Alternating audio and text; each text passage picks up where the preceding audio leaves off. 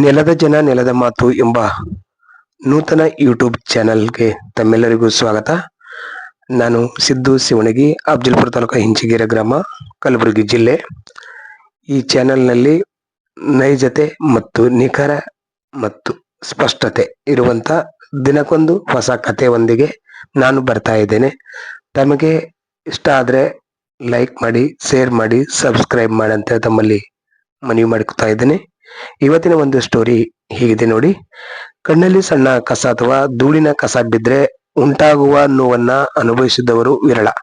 ಇಂಥ ಸಂದರ್ಭದಲ್ಲಿ ವೈದ್ಯರ ಬಳಿಗೆ ಅಲೆದಾಡಿ ₹1000 ಖರ್ಚು ಮಾಡಿದ್ರೂ ಪರಿಹಾರ ಸಿಗದೆ ಕಂಗಡದವರು ನಮ್ಮ ಸಮಾಜದಲ್ಲಿ ಕಡಿಮೆ ಇಲ್ಲ. ಆದ್ರೆ ಅಫಜಲ್ಪುರ ಪಟ್ಟಣದ ಇಂದಿರಾ ಬಡಾವಣೆಯ ನಿವಾಸಿ, ಸುಮಾರು 70ರ ಆಸುಪಾಸಿನ ಅಜ್ಜಿ ದ್ರೌಪದಿಯವರು ಈ ಕಣ್ಣಿನ ನೋವಿಗೆ ವಾಸಿ ಮಾಡುವ ಒಂದೇ ಹೆಸರು, ಒಂದೇ ನಂಬಿಕೆ ಆಗಿದ್ದಾರೆ.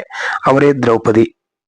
ಇವರು ಜನರ ಕಣ್ಣಿಗೆ ನೋವಿಗೆ ಸ್ಪಂದಿಸುತ್ತಿದ್ದಾರೆ. ಯಾರ ಬಳಿಯೂ ಹಣಕ್ಕಾಗಿ ಒತ್ತಾಯ ಇಲ್ಲ. ಯಾರ ಎಷ್ಟೇ ಕೊಟ್ಟರು ಸರಿ, ಕೊಡದೇ ಇದ್ರೂ ಸರಿ. ಉಚಿತ ಆರೋಗ್ಯ ಸಮಾಜ ಸೇವೆ ಸುಮಾರು 30 ವರ್ಷಗಳಿಂದ ಮಾಡುತ್ತಾ ಮುಂದುವರೆದಿದ್ದಾರೆ.